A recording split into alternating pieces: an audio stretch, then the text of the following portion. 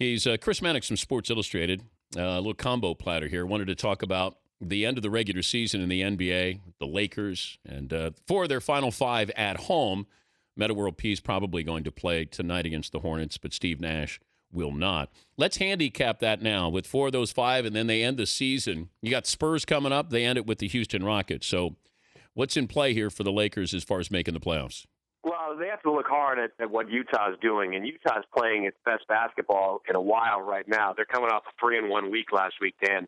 Had a surprising win against Golden State on the road, something they've struggled with playing good teams on the road. And the Lakers, even though they do have some home games, they don't have the tiebreaker against Utah, and they're also going to play some teams that are going to have something to play for. I mean, they've got the Spurs, who even if they're without Tony Parker, are going to be battling Oklahoma City for that number one seed in the Western Conference. Houston, Golden State, they're going to have opportunities to advance probably towards the end of the regular season. And then you got Portland, who the Lakers have beaten twice this year, but Portland still has a young guard in Damian Lillard, a quick guard, who historically this season has given the Lakers a ton of fits. So if I'm handicapping this and I'm going to make a prediction, I still think Utah is the team to beat for that 8th seed. Well, do they beat Utah for that 8th seed? You think Utah? No, I don't think they get it. I don't. I think Utah is going to finish. They've got two games against Minnesota towards the end of the season, a home and home. I think the numbers are that because of that tiebreaker, Utah just has to split the last four games, whereas the Lakers have to go 3-1 or 4-1, something like that. They have to finish strong. And the Lakers this year, looking at this schedule, I just don't see them beating four of these next five teams. More of a title contender, the Knicks or the Clippers?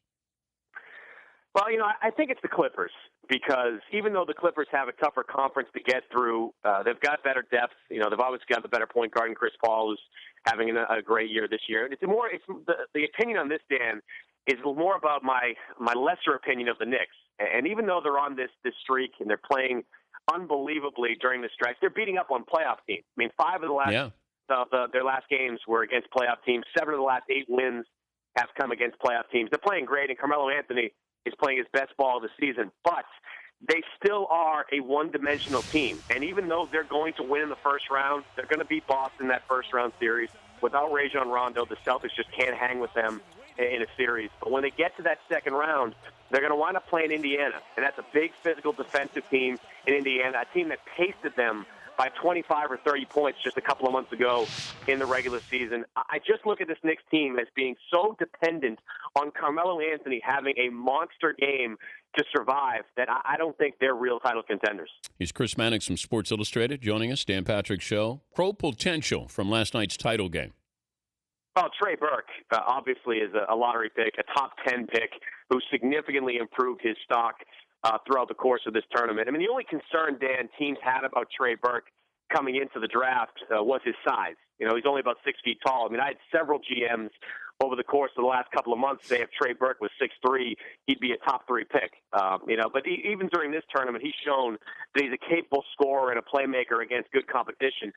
And the other thing that's lost on Trey Burke sometimes, Dan, is that he is a playmaker. We talk a lot about his scoring and his ability to shoot from the outside. He had one of the best, I think, top 2 or 3 assist-to-turnover ratios in college basketball this year with an assist-turnover ratio of over 3. So he had a phenomenal playmaking year this year with Michigan as well. I think he falls somewhere between 6 and 10 in this year's upcoming draft. Gorgie Jang is the only one out there that I think that is also a first-round pick if he came out this year. Not a very good offensive player, Jang, but he's a very good rebounder. He's a very good shot blocker. I think teams would like to see him stay in college another year. I think they'd like to see him develop a little bit more on the offensive end. But if he comes out right now, he'll land somewhere between, I think, 17 and 25 in the first round of the draft. Yeah, I was looking, and I thought Dang as well would be a first-round draft pick. And you're right about Burke. He has a far better handle than people give him credit for. I think that they view him as sort of that spot-up shooter, and I think you saw last night that he can take people off the dribble. But go back to Pitino. When Pitino was with the Celtics, he went there because he thought he was going to get Tim Duncan. Imagine if he had gotten Tim Duncan. How would that have changed the Celtics, Tim Duncan, and college basketball? No, I don't think that. I'm not sure that Tim Duncan and Rick Pitino would have worked out. I was working for the team back then, and Rick still ran the same type of of college system where he had his players there. He had Walter McCarty, he had Antoine Walker, he had Ron Mercer, he had Tony Delk. So we still ran that pressing kind of up-tempo style.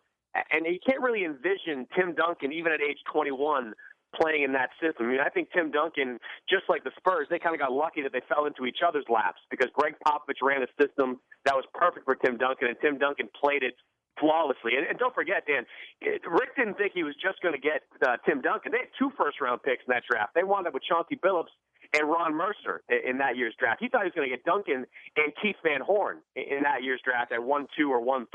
It didn't work out that way for Rick. And, I think he would have had obviously more success with the Celtics if he got those 2 players.